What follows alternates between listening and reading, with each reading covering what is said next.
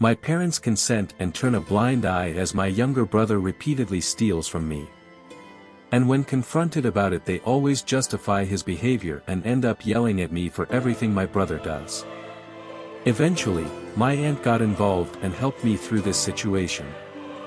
She set boundaries and made it clear that this was unacceptable. When I was a kid, it was extremely difficult to have something that was uniquely mine. As my younger brother grew up, he always wanted money to buy things, and we both got an equal allowance. However, it was kind of fair as he didn't have to do chores to earn the money while I had to do them. That is in the past now, as my brother now has to do all the chores himself.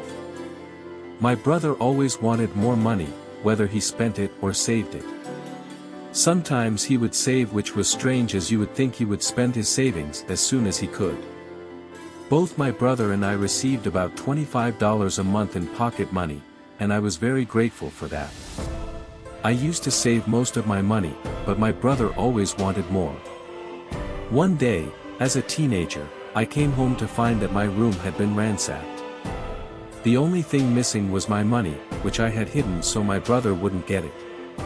My mom was home when it happened, but she acted like she didn't notice, even though it was impossible not to hear my brother trashing my room.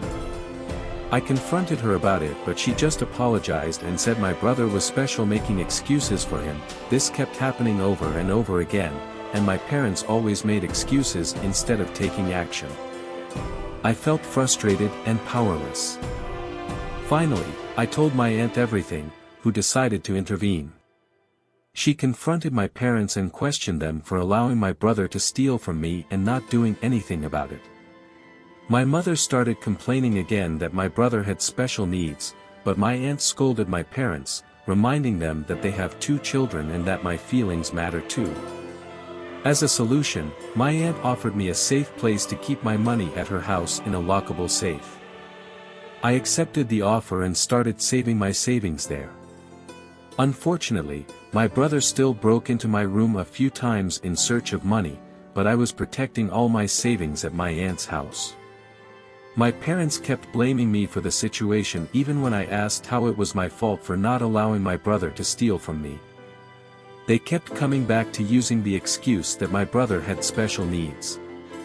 I confronted my parents during a family intervention and made it clear how wrong they were. The situation came to a head when my brother broke into my parents' room and tried to open a small safe where they kept money. He ended up trashing the room, but he couldn't open the safe. My father and mother finally opened their eyes to the situation. In the end, my brother didn't get the money and he was on the floor, holding the safe and crying down. My aunt scolded my parents for acting that way while I was the victim.